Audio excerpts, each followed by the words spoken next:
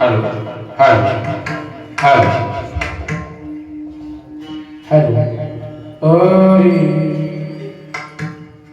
Hello Hari जय जय राम कृष्ण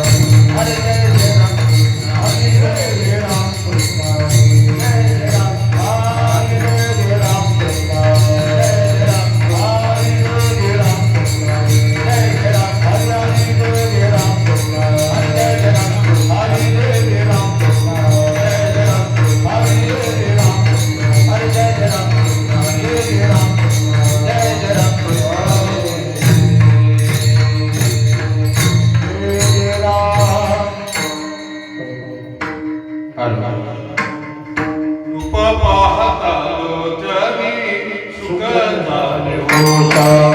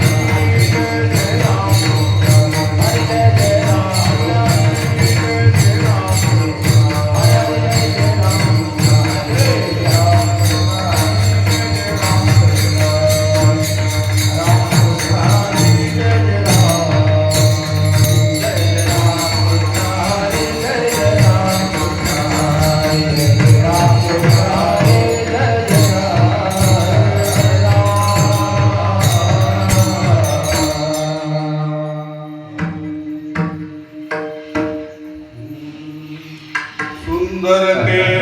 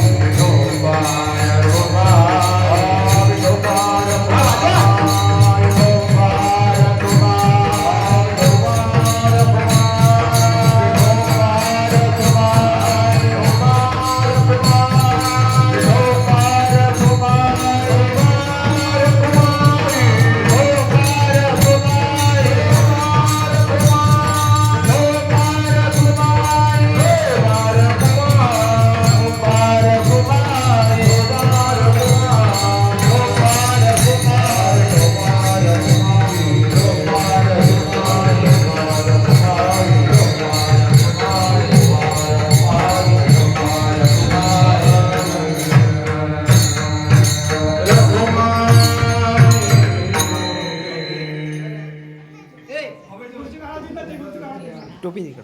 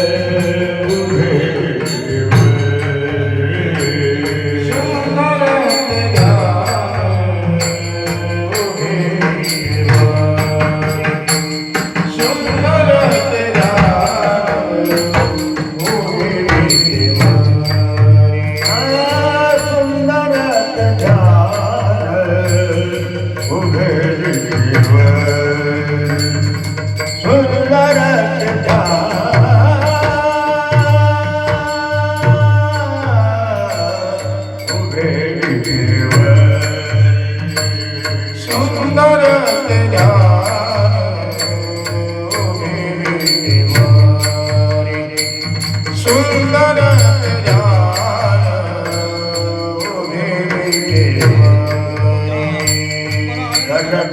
गटगटावरी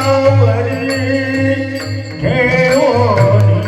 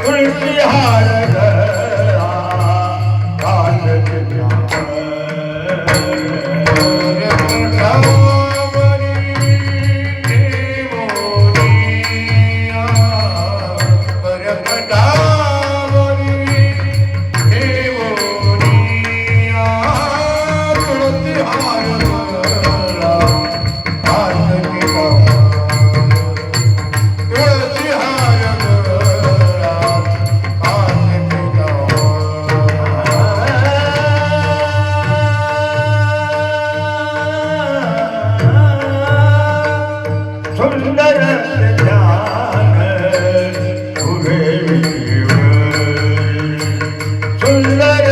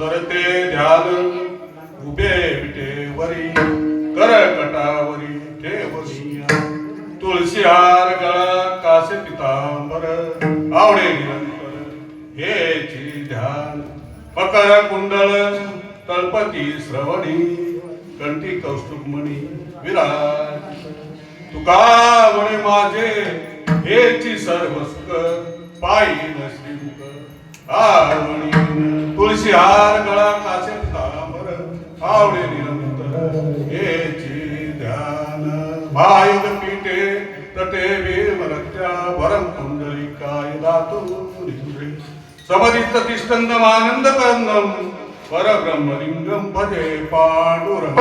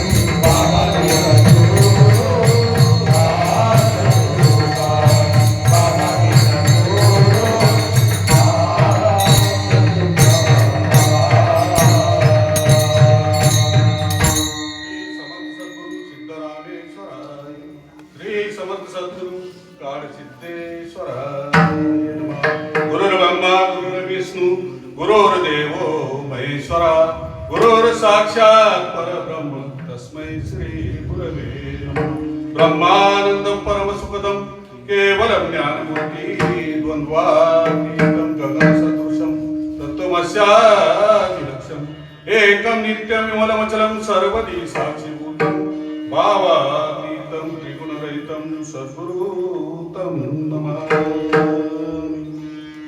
श्री गोपाल कृष्ण भगवान की अलंकापुरी पुण्यभूमी पवित्र तिथे नांदतो ज्ञानराजा सुपात्र तया आठविता महापुण्य राशी नमस्कार माझा सद्गुरु ज्ञानेश्वर। ओम नमो ज्ञानेश्वरा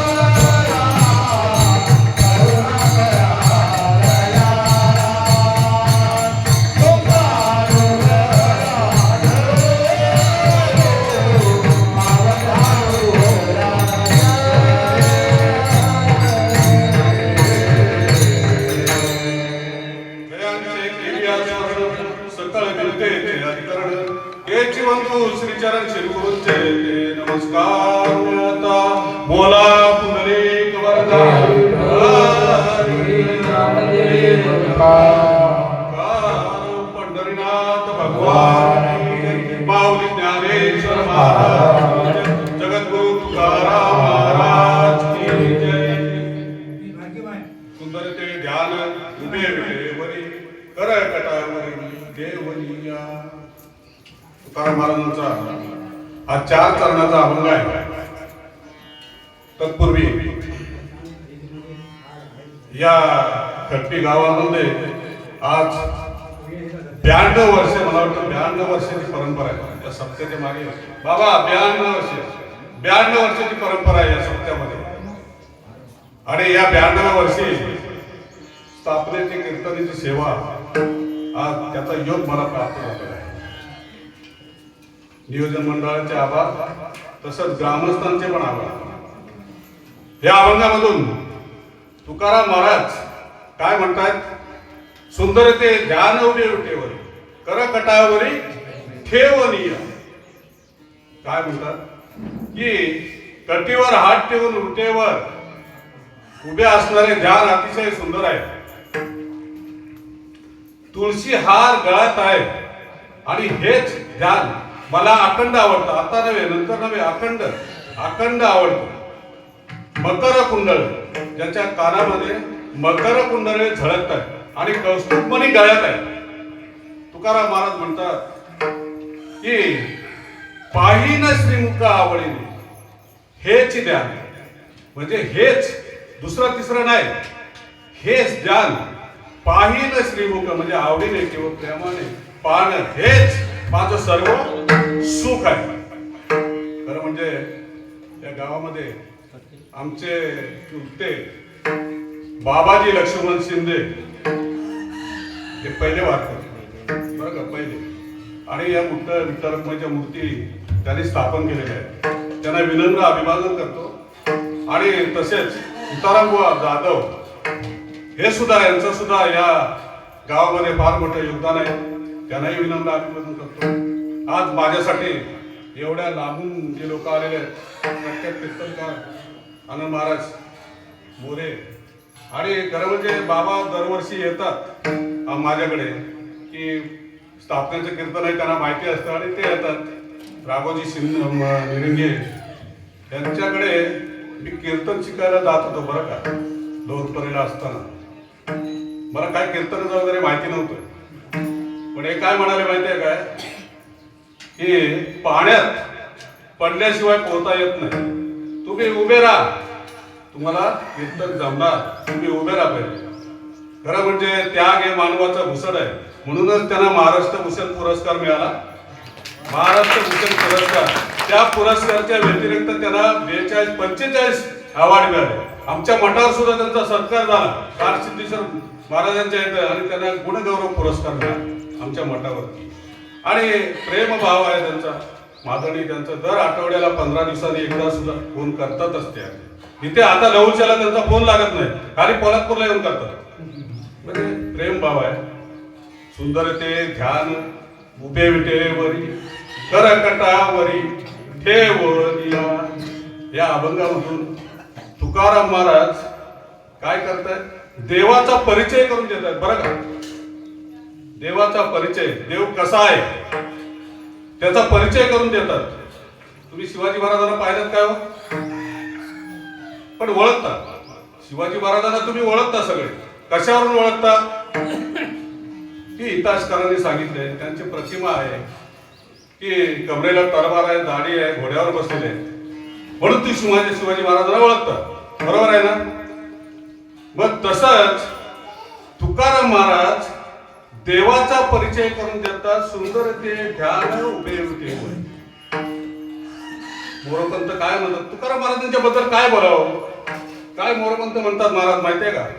मुकुटमणी संतांचा शिव शिव तुकया म्हणून वाणी नेले जड वैकुंठे विठ्ठल विठ्ठल म्हणून या वाणी. ज्याने मृत्यू पाहिलं नाही, ज्याने म्हातारपण अनुभवला नाही आणि सदैव वैकुंठला गेले. हे तुकाराम महाराज काय म्हणतात माहिती आहे का?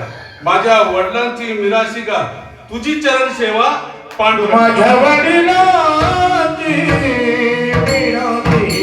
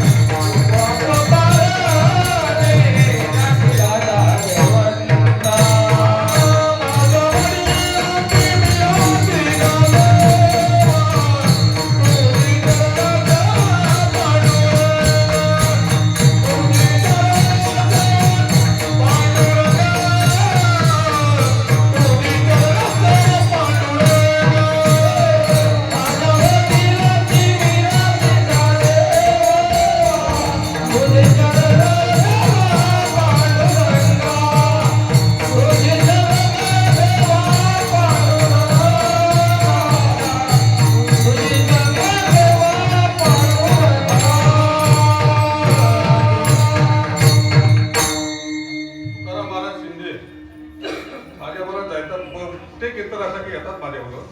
त्यांची जैतापूरला कीर्तन होतं, ते होते माझ्याबरोबर. 5-6 लोकांचे फोन आले, तर पुढच्या वेळेला त्याला घेऊन या. कंठ आहे त्यांचा, ईश्वर आहे, कंठामध्ये ईश्वर आहे, गोड गातात. तर माझ्या वडिलांची विराशी का देवा तुझी चरण सेवा पांडुरंग. काय वडिलांची सेवा काय आहे की तुकाराम महाराजांच्या मागची 8वी पिढी विश्वंभर बाबा.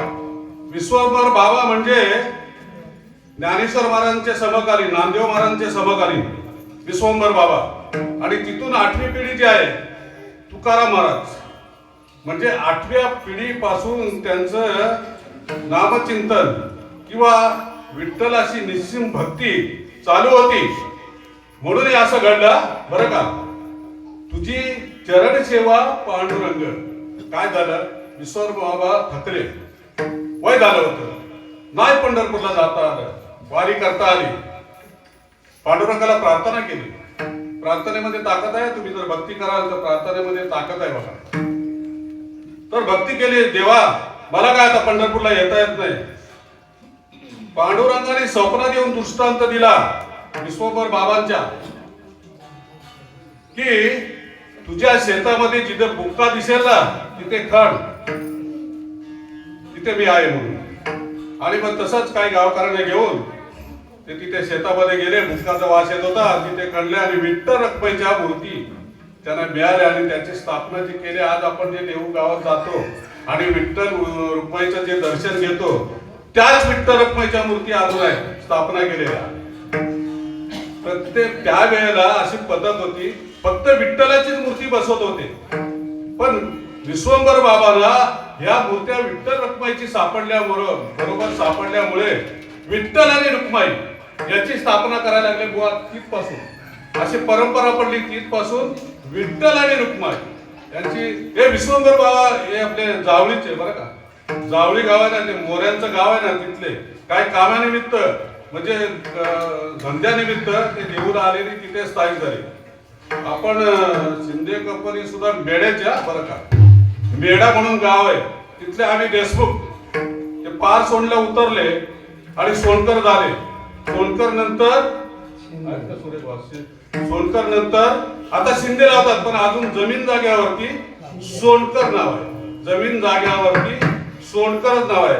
काय कथा आहे की ते आमच्या गावामध्ये तिकडे मेड्यावरून तिथे पार सोंडला आले, सोनकर झाले आणि 3 भाव आणि आई वडील ह्या खडपी गावात आले. आणि या खडपी गावामध्ये जी आता जी वाढ झाली ती त्यांची कृपा. म्हणजे 3 भाव म्हणजे एक मोठा भाव, एक मजारला भाव, धाकटा भाव आणि त्याच्याबरोबर आई वडील, हे सगळे नंतर मग सगळे वाढ झाली. वाघ वेगळा आहे. पण हे पार सोंडचं आपण जे वरदायनी देवीमध्ये जातो ना दर्शनाला, एक कथा आहे. का आपण वरदायनी देवी आणि राम वरदायनी देवी का म्हणतो, त्याचं कारण आहे. वरदायनी म्हणजे मूळ देवी, सती.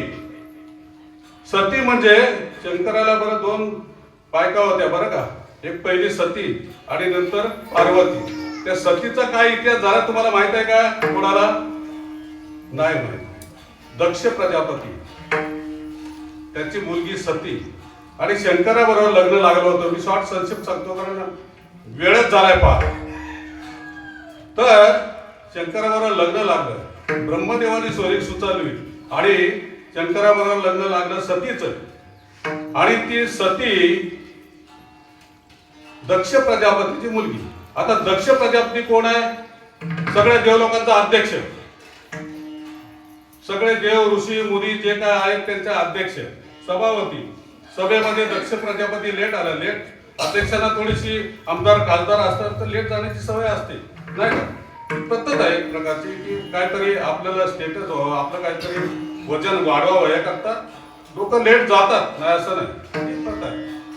तर ते लेट गेले तर सगळे ते असं जसं अध्यक्षांच्या इथे खुर्चीवर त्या मंडपामध्ये आले तर सगळे उठून उभे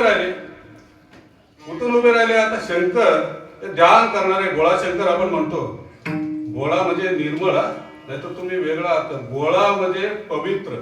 आपण म्हणतो ना काय सोन्यासारखा माणूस आहे हो, म्हणजे सोनं हे पवित्र आहे. शास्त्राने सांगितलंय सोन्यासारखी वस्तू पवित्र आहे, म्हणून गोळा शंकर असं म्हणतात. काय तर ते शंकर आहेत ना, ध्यान लावून बसले होते. असे कोण आले काय गेले त्यांना पत्ताच नाही. दक्ष प्रजापतीने ओळखला आपल्या सासऱ्याने की हा माझा जावई असून उठला नाही. राग आला, भयंकर राग आला. त्यावेळेला काय बोलले नाही. पण नंतर काय झालं, या शंकराचा काटा काढायचा. मी कथा सांगतोय, वर्धानी रामदेवर्धानी देवीची कथा काय आहे ती सांगतोय, मनाचं कान देऊन ऐका. तर राग आला की जावयाचा अपमान करायचा, म्हणून त्याने एक यज्ञाचं नियोजन केलं. आणि यज्ञाच्या नियोजनामध्ये सगळ्यांना आमंत्रण केलं, फक्त शंकराला सोडून.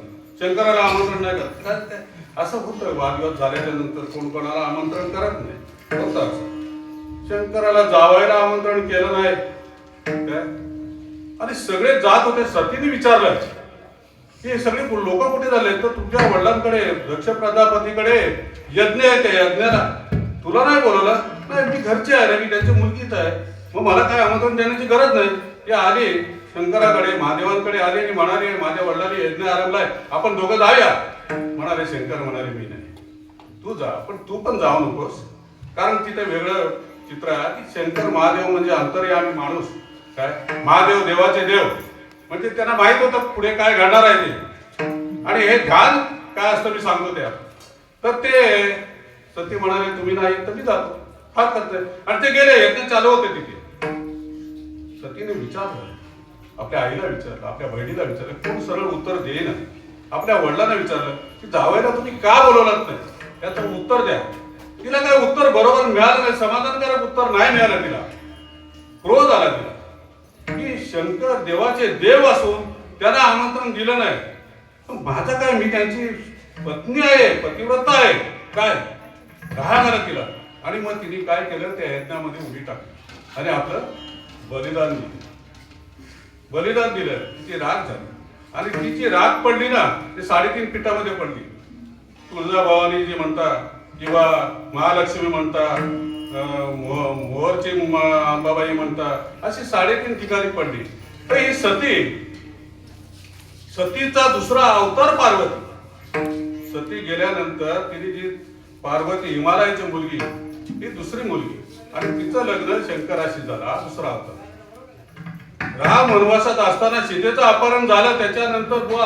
त्याच्यानंतर सीतेचं अपहरण झालं. राम शोक करत होता, इतका शोक करत होता की झाडाने विचारत होता, पशु पक्ष्यांना विचारत होता, सीता कुठे आहे, सीता कुठे आहे. सतीला वाटलं की हा देवाचा देव असून विष्णूचा अवतार आहे आणि पत्नीचं अपहरण केल्यामध्ये रडतोय, आणि शंकर माझे पती त्याचं ध्यान करतात. काय भानगड आहे, काय भानगड काय आहे, त्याचं ध्यान करतात. शंकराला विचारलं, अहो तुम्ही रामाचं ध्यान करता आणि राम शोक करतोय, काय? ते म्हणाले राम माझं दैवत आहे ना, मी परीक्षा घेणार. मग सतीने सीतेचं रूप घेतलं आणि त्यांच्या समोर, रामाच्या समोर गेली. राम म्हणाले माते तुम्ही केव्हा आला? रामाने ओळखलं, माते म्हणाले. राम माते म्हणाले. काय झालं असेल हो सतीचं, काय झालं असेल? डोळ्यातून अश्रू आले. त्या वेळेला तिने जो वर दिला, पूर्वीची वरदायनी आणि नंतर राम वरदायनी त्यांनी तो वर दिला की राम वर्धनी देवी तिथे पाच सोंडला बसलेले आणि आपले सगळे शिंदे देशमुख भोसले यांची ती कुलस्वामी म्हणून आपण तिथे जातो. माझ्या वडिलांची मिराशिका तुझी चरण सेवा पांडुरंग इथपर्यंत आपण आलो होतो. मी जरा थोडस सांगितलं कारण त्या लोकांना काय काय माहिती नाही म्हणून मी सांगितलं की कथा सत्तेची कथा फार चांगली कथा आहे. फार विस्ताराने सांगितली जाते ती कथा पण मी आपली थोडक्यात सांगितली. आता ह्या अभंगामधून तुकाराम महाराजाने देव कसा आहे याचा परिचय करून दिला. एका लाईनीमध्ये एक म्हातारा बाबा होता आणि त्याने एका मुलीला विचारलं तुला ह्या रंगाचा नवरा चालेल काय चालेल काय. ती काय म्हणाली असेल मला सांगा. अहो पांडुरंग काळा आहे तसा नवरा चालेल का. हल्लीच्या मुलींना देखना नवरा पाहिजे जावई देखना पाहिजे नाही काय असं नाही चालत. जावई कसा पाहिजे देखना पाहिजे सून कशी पाहिजे देखणी पाहिजे त्याशिवाय चालत नाही. मग मला सांगा पांडुरंग सुंदर आहे का. सुंदर आहे पांडुरंग. बरं ह्या अभंगामध्ये कुठेच विठ्ठलाचं नाव घेतलेलं नाही किंवा पांडुरंगाचं नाव घेतलं. सुंदर ते ध्यान उभी होते नाव नाही. तुळशी हारगळा काशी पितांबर नाव नाही. मकर कुंडळ तळपती श्रवणी कंठी मने विराजित नाव नाही. सुका म्हणे माझे यांची सर्व सुख पायन श्रीमुख आवडी नाव नाही. नाव आहे का नाव. पण ध्यान म्हणजे काय हो नेमकं. सुंदर ते ध्यान. बरं ह्या जगामध्ये सगळ्यात सुंदर वस्तू कोणती आहे हो मला सांगा. कोणती सुंदर वस्तू आहे. परमेश्वर शिवाय दुसरी सुंदर वस्तू या जगातच नाही. परमेश्वरच सुंदर आहे. सुंदर रूप मनोहर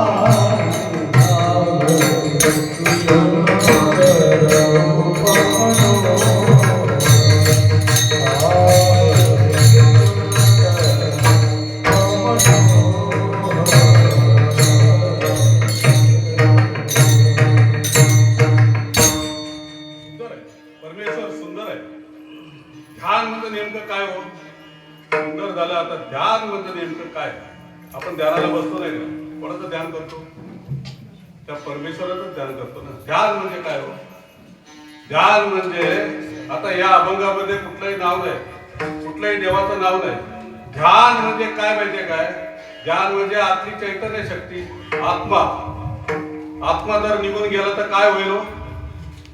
माणसाच्या शरीरातला जर आत्मा निघून गेला तर काय होईल.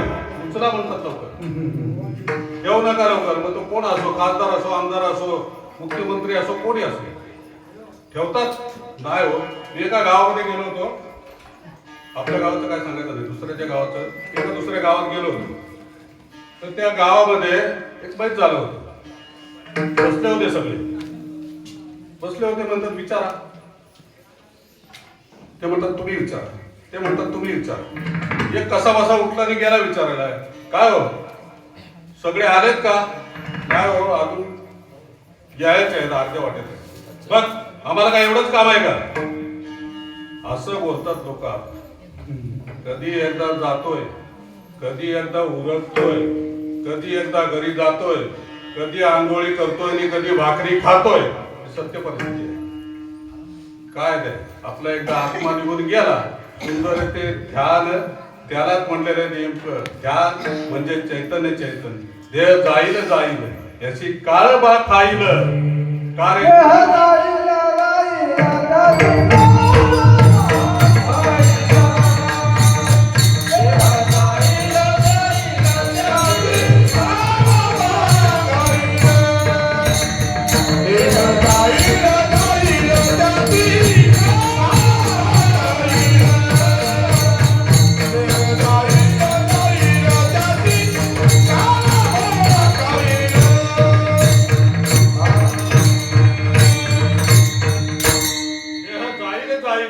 त्याची काळबा खाईल कारे नुमंतशी दगडा कैसे हत्ती गोडे वाडा काय कसे हत्ती घोडे वाडा कैसे हत्ती घोडा पलंग न्यायाला सुपती जरा आली या पद्धती शरीर संबंधाचे नाते बोरड्या बुडविते शेताते बोरड्या बुडविते शेताते काय अजून तरी होय जागा तुका म्हणे पुढे दगा बघा ज्ञानेश्वर महाराज काय म्हणतात सकळ ते वैभव कुळी जाती गौरव शरीर आहे सावयव परी जीवची नाही तैसे माझी या भक्ती विड अगा जळते जी आले पण अगा पृथ्वीवर पाषाण नसती काही काय म्हणतात फार सुंदर सांगितले ज्ञानेश्वर महाराजांनी बघा तैसे सकळ ते वैभव या भंगामध्ये सांगितले ना सकळ ते वैभव वैभव म्हणजे काय की बंगला आहे गाड्या आहेत डोकर आहेत चाकर आहेत सगळं आहेत वैभव आहे कुळी जाती गौरव कुळामध्ये चांगला आहे चांगल्या घराण्यातला आहे त्याला चांगले लोक मान देतात चांगल्या घराण्यातला आहे तसे शरीर आहे सावय शरीर चांगलं धडधाकड शरीर आहे त्या शरीरावरती कपडे पण भारी आहेत मौल्यवान दागिने आहेत त्या शरीरावरती दागिने आहेत पण मला सांगा त्याच्यात जर जीव नसेल तर काय हो माझी या भक्ती जळते जियाले पण आगा पृथ्वीवर पाषाण नसती काय सांगितलं हा शरीर जे आहे या कोणाच्या सत्तेने चालते हो मला सांगा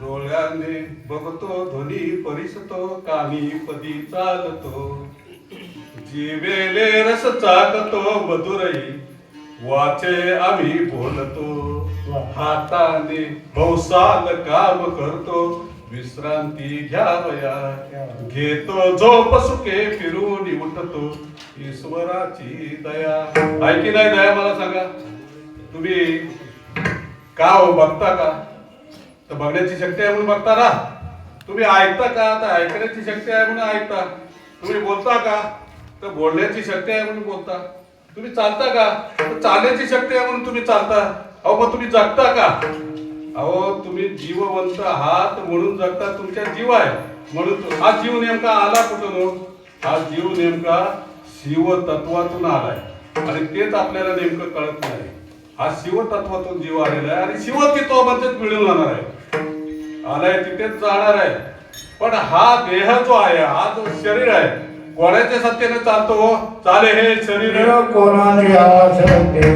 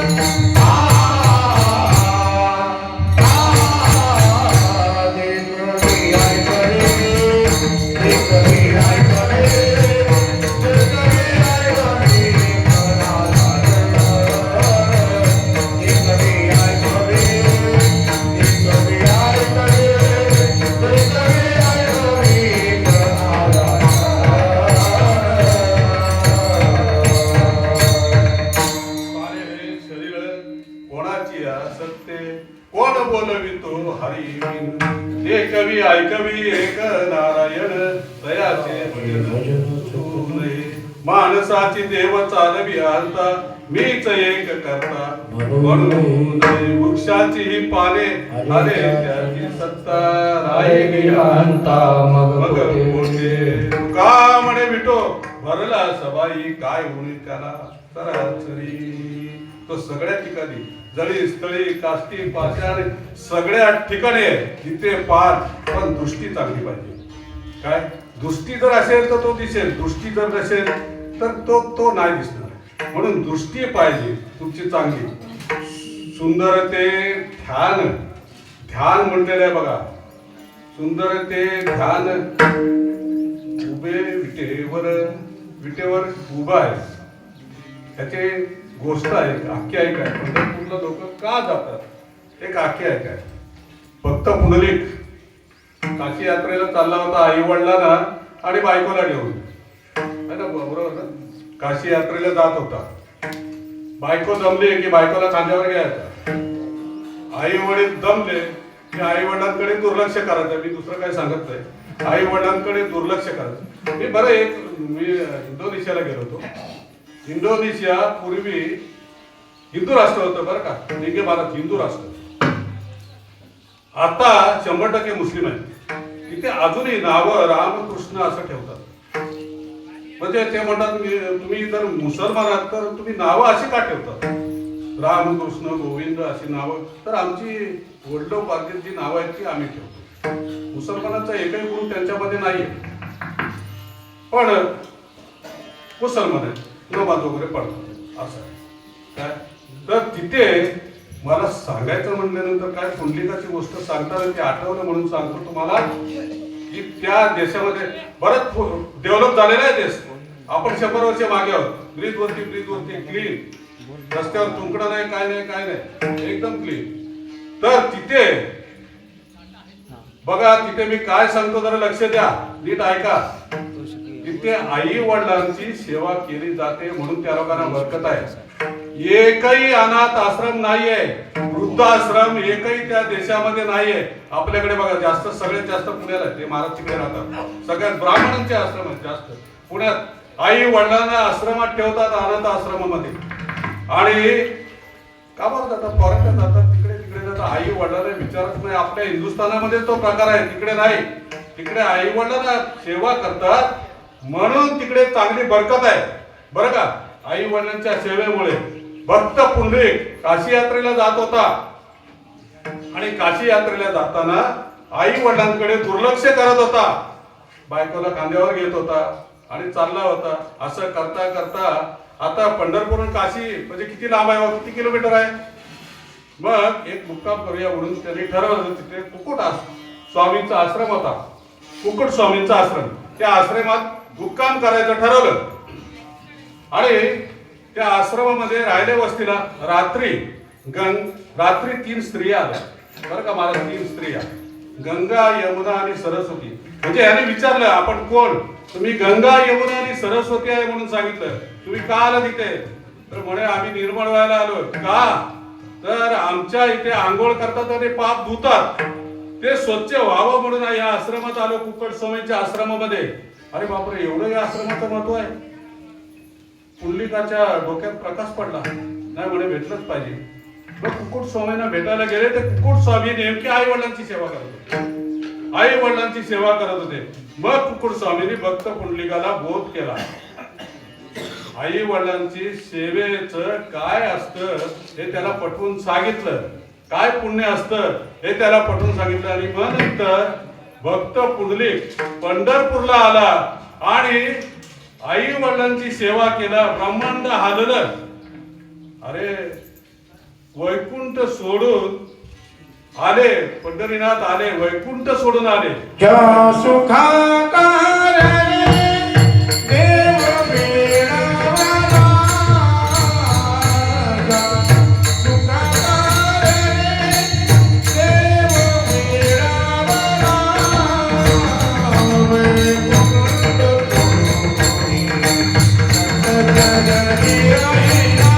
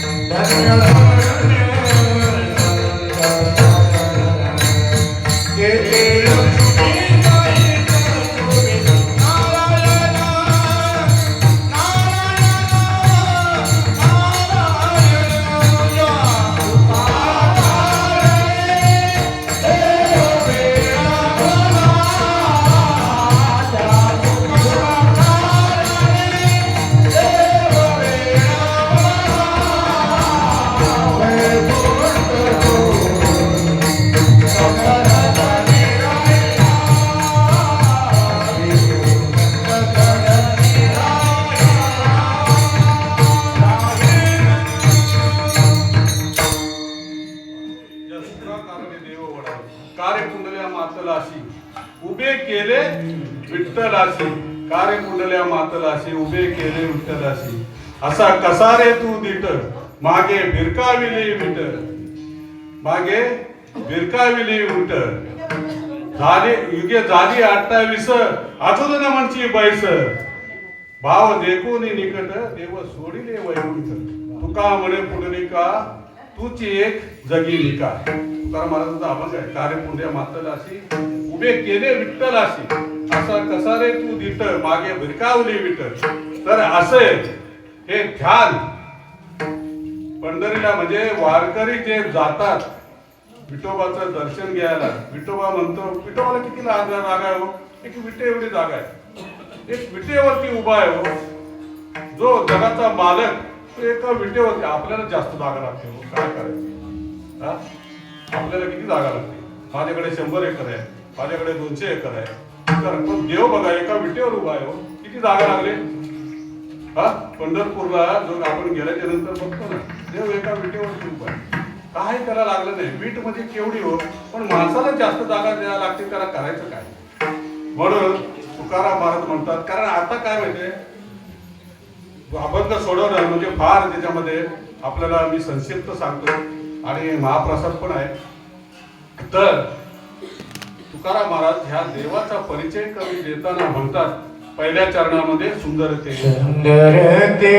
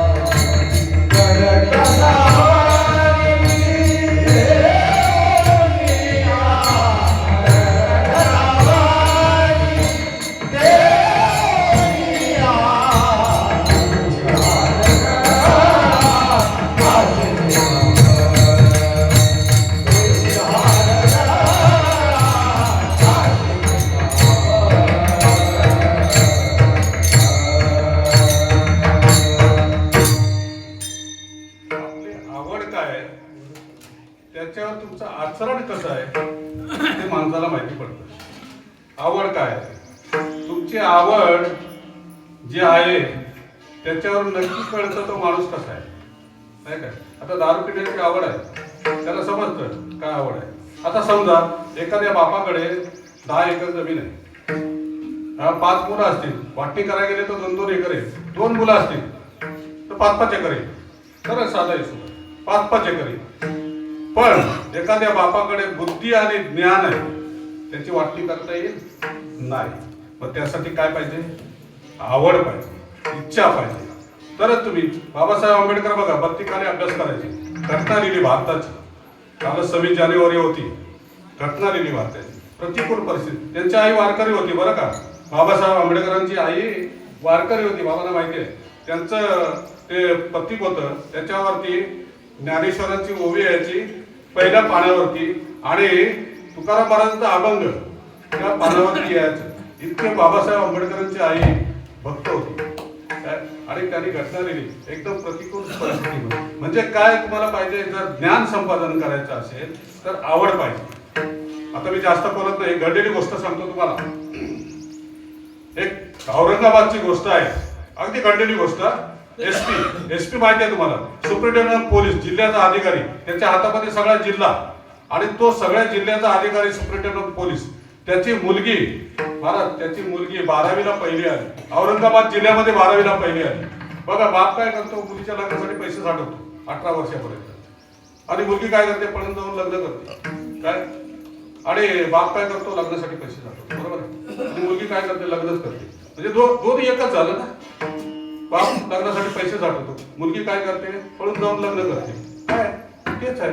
पण तशी ती मुलगी 12वीला पहिली आली संपूर्ण जिल्ह्यामध्ये आणि मेडिकलला ऍडमिशन घेतलं. आता सुप्रिंटेंडंट पोलीस म्हणजे अधिकारी मोठा, त्याची मुलगी अशीच जाईल किंवा एसटीने जाईल, रिक्षाने जाईल नाही, त्याच्यासाठी गाडी पोलिसांची गाडीतून तिला मेडिकल कॉलेजला घडलेली हकीकत आहे. गाडी पोलिसांनी पोचवायची कॉलेजमध्ये, तर त्या जो ड्रायव्हर होता ना त्याच्याबरोबर त्या मुलीचं चूक जमलं. सुप्रिंटेंडंट पोलीस हा सगळे म्हणजे जगावरती म्हणजे जिल्ह्यावरती नजर त्याची, कोण कसा आहे माहिती पडलं त्याला. त्यांनी सांगितलं, सूचना दिली. तिने काय सांगितलं बापाला, त्याच्या जर केसाला धक्का लागला त्या मुलाच्या तर मी आत्महत्या करेन. काय बापाची हिंमत आहे नाही.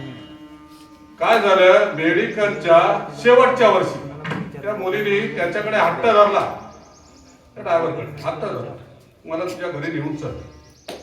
घरी गेला. घरी गेल्याच्या नंतर तिला समजलं अगोदर याची 2 मुलं आहेत, लग्न झालेलं आहे. काय झालं असेल, घरी आली, पंख्याला दोर बांधला आणि आत्महत्या केली. बोला, 12वीला औरंगाबाद मध्ये जिल्ह्यामध्ये पहिली आलेली मुलगी दळबद्री प्रेमाच्या आवडीमुळे नाहक बळी गेली. आवड कसली. माझा एक मित्राचा मुलगा होता आणि केस सफेद. मी बोललो काय झालं, सफेद केस एवढे लवकर निघले. अहो काका कलप केलाय. आता काय केलंय, कलप म्हणजे कलर लावलाय बोलतो, कलर पण लावलाय केसाला. बोला का रे, अण्णांचा आणि सोबत व्हायचा जमा म्हणून त्याला कलर लावला. अहो आली आहे ना, चांगल्या पॅन्टी दिसत नाही, तो फाटलेल्या पॅन्टी म्हणजे फाटलेल्या पॅन्टीची जास्त किंमत. काय बोलायचं आता, फाटलेले त्या पॅन्टी. आवड, ही आवड एक खरी गोष्ट सांगतो, वेळ झालेला आहे. कोल्हापूरमध्ये घडलेली गोष्ट सांगतो मी तुम्हाला. आवड काय असते ती. 2 भावांची भांडणं झाली. भांडणं प्रत्येक गावामध्ये होतात. 2 सख्खे भाव, 1 एकरमुळे त्यांचा बिनसला. 1 एकरच्या वाटणीमुळे नाही म्हणे. तो म्हणतो मला पाहिजे, तो म्हणतो मला पाहिजे. अर्ध करा, तेही नाही. पाव दे मला, तेही नाही मला तीच पाहिजे. हटून बसले. मग काय झालं, कोर्टात केस गेली. आता कोर्टात केस गेली, तुम्हाला माहिती आहे तारीख पे तारीख. सुप्रीम कोर्टाचा निकाल नाही लागलो, माणूस मिळाला तरी निकाल नाही लागला. काय इथलं बाकीचं सोडा. तर कोर्टात गेलं. त्याचा मुलगा माझ्या परिचयाचा आहे म्हणून सांगतो. महाराज माझ्या परिचयाचा त्यांचा मुलगा 12वीला चांगला रिझल्ट लागला, फर्स्ट क्लास मधून पास झाला आणि आपल्या बापाकडे आला, बाबा मी पास झालो, 12वीला पहिला आलोय. म्हणे बरं झालं, मी इंजिनिअरिंगला ऍडमिशन घेतो असं बाप नाराज झाला की हो. अरे इंजिनिअरिंगला ऍडमिशन घेतो, बाप नाराज झाला, काय म्हणावं त्याला? म्हटलं का बाबा आपण नाराज का झाला? मी एवढे चांगले मार्क मिळवले आणि इंजिनिअरिंगला ऍडमिशन घेतो, तुम्ही नाराज का झालं? नाही तू ऍडव्होकेट व्हायचं. म्हणजे का? माझं आता वय झालंय, कोर्टात केस आहे भावाच्या विरोधात, ती तू चालवायची. असं कोणाला सांगितलं? मुलाला सांगितलं. आणि त्याचं वय झालं. वय झाल्याच्या नंतर माहिती आहे तुम्हाला काय होतं? ते माणसाचं जे व्हायचं ते होतं. किती आपण प्रयत्न केला, आपण झाले किती सांगू शकतो? महाराज आपला वाढदिवस सांगू शकतो, 70वा वाढदिवस आहे, 80वा वाढदिवस आहे, कार्यक्रम करतो, चांगला समारंभ करतो. शिल्लक किती आहे सांगू शकता तुम्ही? का हो महाराज शिल्लक किती आहे सांगू शकता? नाही सांगू शकत. व्हायचं ते झालं, गेला म्हातारा गेल्याच्या नंतर मैताला पण त्याचे भाऊ बंधू कोण आलेले, त्याचा भाऊ नसता आलेला नाही. इतके दुश्मनी झाली. आता कोर्टाची केस कोण चालवणार? मुलगा. वकिलाला सांगितलं तुम्ही जा, आता ही केस मी चालवतो. म्हणजे मुलाने केस चालवली कोर्टामध्ये. काय झालं एका दिवशी, वामनराव पै, तुम्हाला माहिती आहे सद्गुरू वामनराव पै, काय सद्गुरू होऊन गेले, विचारवंत होऊन गेले. त्यांचं प्रवचन होतं कोल्हापूर. एका मित्राने जबरदस्तीने त्यांचं प्रवचन ऐकायला घेऊन गेला, त्या वकिलाला घेऊन गेला प्रवचन ऐकायला. आणि काय हो त्याचं असं परिवर्तन झालं ते प्रवचन ऐकून. कधी कधी आपण कीर्तन ऐकतो, कीर्तन ऐकल्याच्या नंतर माणसाच्या मनामध्ये परिवर्तन होतं, आवड निर्माण होते. प्रवचनाने म्हणा, कीर्तनाने म्हणा, प्रबोधन करतात. काय कीर्तनकार चांगले प्रबोधन करतात, त्यामुळे आपलं जीवन बदलून जातं. तर ते वामनराव पै, सद्गुरू वामनराव पैंचं प्रवचन ऐकलं आणि त्याचं परिवर्तन झालं. म्हणाला नाही, हे कुठेतरी संपवलं पाहिजे. बघा मनाचं कान देऊन ऐका मी काय म्हणतो ते, कुठेतरी परिवर्तन झालं पाहिजे. तो विचार करू लागला, खाम आला त्याला, काय म्हणजे काय करायचं? म्हणे नाही, हे कोर्टाची केस आहे ना ती मिटूनच टाकायची, आधी कायमची मिटून टाकायची. काय केलं त्याने माहिती आहे काय? तो गेला चुकत्याच्या घरी. चुकता असा बसला होता, असा समोर बसला होता चुकता. आणि येताना जाता गावचे अंगण, रस्त्यावर येणारा दिसतो माणूस, कोण आहे तो? त्याला वाटलं हा काहीतरी घात करायला आला, आपला पुतण्या इकडे माझ्या घरी येतोय म्हणजे काहीतरी घात करायला आला. म्हणून काय केलं, काठी काढली. हा घात करायला येत आहे म्हणजे काठी काढली त्याने आणि उभा राहिला. येऊ दे त्याला, झोडपतोच पुतण्याला. आला तो बिचारा, जो ऍडव्होकेट होता, तो आला आणि पहिला चुलत्याच्या पायावर लोटांगण घातलं. काय झालं असेल हो चुलत्याचं? मला सांगा. हातातली काठी पडली, डोळ्यातून अश्रू यायला लागले. हातातून काठी पडली, डोळ्यातून अश्रू यायला लागले, रडायला लागला. काना असा गाळावरती माडून घ्यायला लागला. माझं चुकलं, मी माझ्या भावाला गमावून बसलो, मी त्याच्या मैताला गेलो नाही. भावाला गमावून बसलो, मी गेलो नाही, मोठं पाप केलं. अहो पुतण्याच्या पाया पडायला लागला. आणखी काय सांगू, पुतण्याच्या पाया हेच राहिली काय गेली ना. काय वय भाव माणूस ठेवतो, गेलं सगळं. आवड महत्वाची, आवड पाहिजे. मला आपल्या मनात पाहिजे. आपल्या जर मनात असेल ना तर आपण काही करू शकतो. ही आवड पाहिजे. म्हणून तुकाराम महाराज काय म्हणतात, आवडे निरंतर हेची ध्यान दुसऱ्या चरणात. तुळशी हार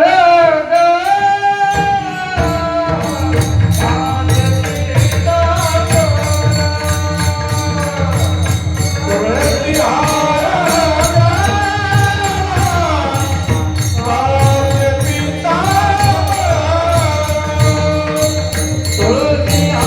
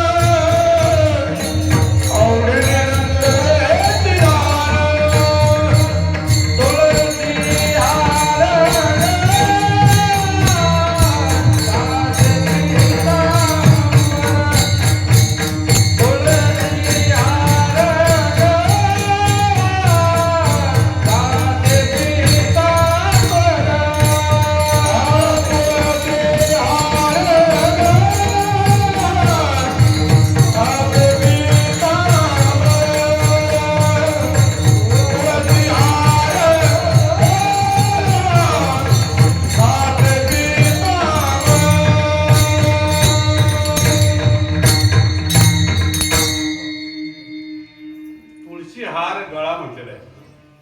तुळशीला काय इतकं महत्व आहे की तुळशी पुराणामध्ये कथा आहे की जालंधराची पत्नी, जालंधर हा दैत्य होता बरं का महाराज, दैत्य होता आणि फार त्रास देत होता देवाला. बघा फार त्रास द्यायला लागले की देव काटा काढतो, म्हणून विष्णूने याचा काटा काढायचं ठरवलं.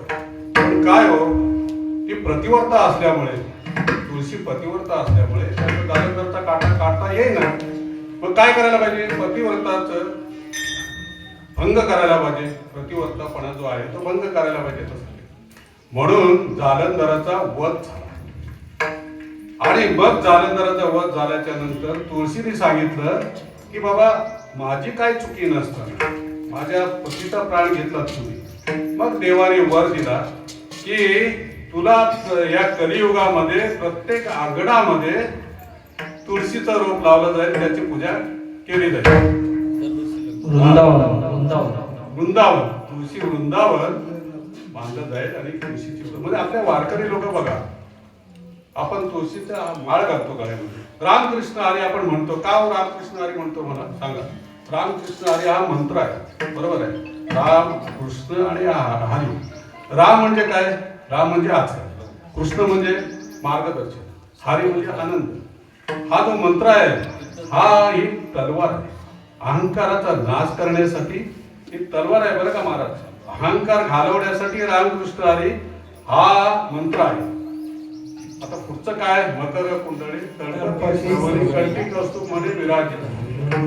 शंकर महादेव बसले होते पार्वतीला तत्वज्ञान सांगण्यासाठी. एका तलावाच्या बाजूला बसले होते दगडावरती आणि पार्वतीला तत्वज्ञान सांगत होते. तत्वज्ञान कीर्तन करता करता माणसाला झोप येते, काय काय लोक झोपतात, तर प्रवचन करताना झोपतात, कीर्तन करताना झोपतात. तसं महादेव तत्वज्ञान सांगत होते, ते पार्वती झोपली होती. काय झोपली होती, शंकरांचं लक्ष नव्हतं, पण हुंकार मात्र येत होता. पण कोण हुंकार देत होता, तत्वज्ञान ऐकण्यासाठी भगवान विष्णू त्या मत्स्याच्या पोटामध्ये ऐकत होते आणि हुंकार देत होते. मग शंकरांना लक्षात आलं, अरे पार्वती जर झोपले मग हुंकार कोण देतो, हुंकार देतो. आता विष्णूला माहिती पडलं की बाबा शंकर आता जागे झाले शोधताय.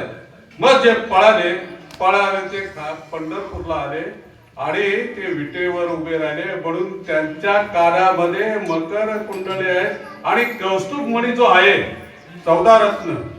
ज्या वेळेला मंथन झालं, समुद्र मंथन झालं, त्यावेळेला कौस्तुभ मणी हा 14 रत्नामधला एक आहे आणि तो विठ्ठलाच्या पांडुरंगाच्या गळ्यामध्ये आहे. म्हणून तुकाराम महाराज तिसऱ्या चरणामध्ये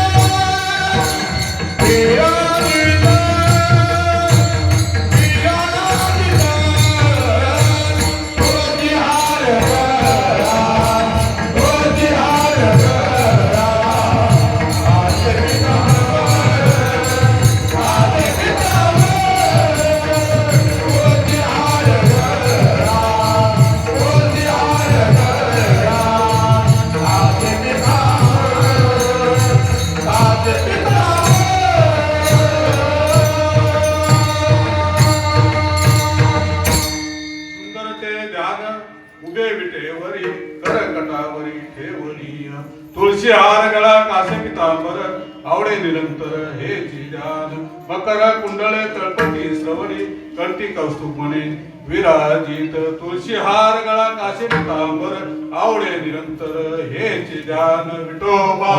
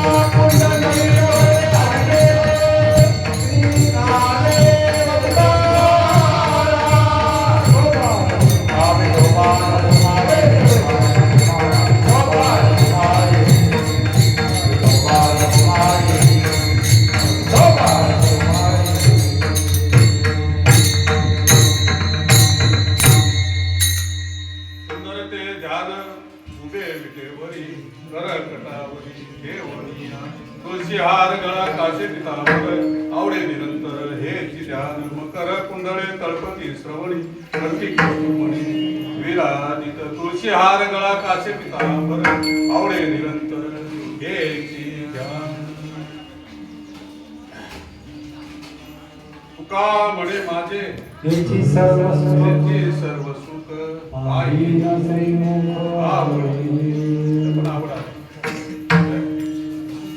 महाराज म्हणतात हे पायीन श्रीमुख आवडी हेची सुख सांगितलेलं आहे स्वरूपाचं वर्णन केलेलं आहे सुख बघा सुख म्हणजे काय असतं जे असतं ते सुख असतं ज्ञानेश्वर महाराजांनी फार चांगलं सांगितलं पाहे पा दूध पवित्र आणि गोड पाची त्वचेची पत्र आड भरते आवे चिड अशुद्ध काय का कमलकंदा आणि दरदुरी नांदून के घरी परी पराक्षेवदी ब्रह्मजी हे राची तुलसी वरी ना तरी हृदय वाचा परिवरी लोह्या ऋतलिया तिसरवरी ते ते बैसोदी उपास करी दरिद्रजी तैसा हृदयामध्ये मी राम असता सर्व सुखाचा ही भ्रांताशी काम विषय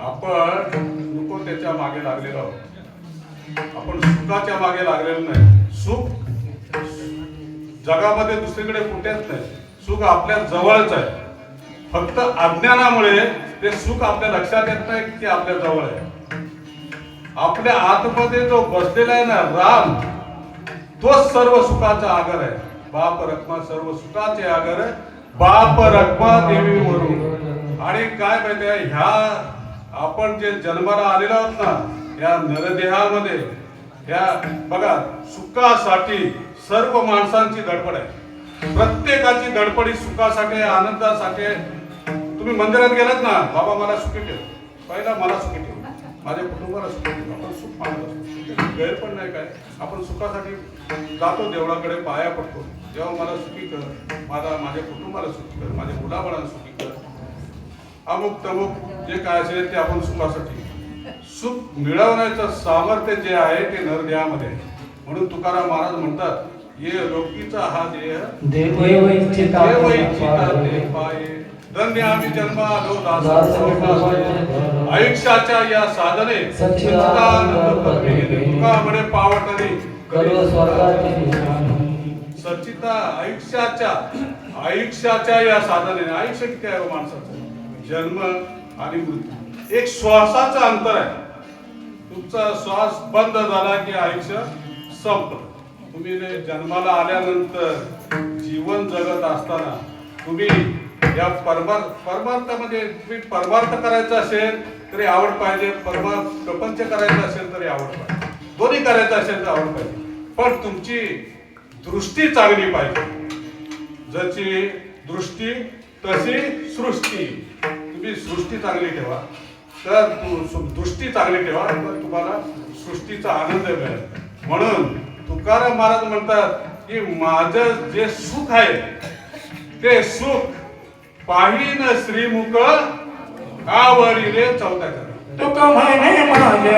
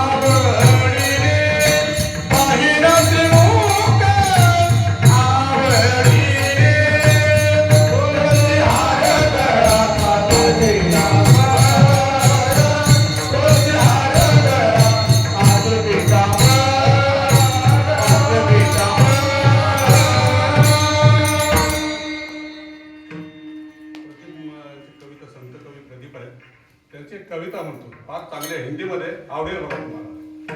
हे मेरे वतन के लोगो जरा आंख में बदलो पानी. त्यांचीच आहे ती. इतना तो कर लो स्वामी जब प्राण तन से निकले. इतना तो कर लो स्वामी जब प्राण तन से निकले. गोविंद नाम लेकर फिर प्राण तन से निकले. श्री गंगा जी का तट हो यमुना का वंशवट हो मेरा सावरा निकट हो जब प्राण तन से निकले. पीतांबरी कसी हो पीतांबरी कसी हो छवि मन में ये बसी हो. फोटो पे कुछ हंसी हो जब प्राण तन से निकले. वृंदावन का स्थल हो मेरे मुख में तुलसी दल हो. वृंदावन का स्थल हो मेरे मुख में तुलसी दल हो. विष्णु चरण का जल हो जब प्राण तन से निकले. जब कंठ प्राण आए कोई रोग ना सताए. जब कंठ प्राण आए कोई रोग ना सताए. यम दर्शन दिखाए जब प्राण तन से निकले. उस वक्त जल्दी आना. वेळ लावू नकोस, त्यावेळेला लवकर ये. उस वक्त जल्दी आना नहीं शाम भूल जाना. राधे को साथ लाना जब प्राण तन से निकले. एक भक्त की है अर्जी खुद घर जी की है घर जी आगे तुम्हारी मर्जी जब प्राण तन से निकले. इतना तो कर लो स्वामी जब प्राण तन से निकले. गोविंद नाम लेकर जब प्राण तन से निकले. गोविंद नाम लेकर गोविंद नाम लेकर त्रिप्राण तन से निकले. ज्ञानेश्वर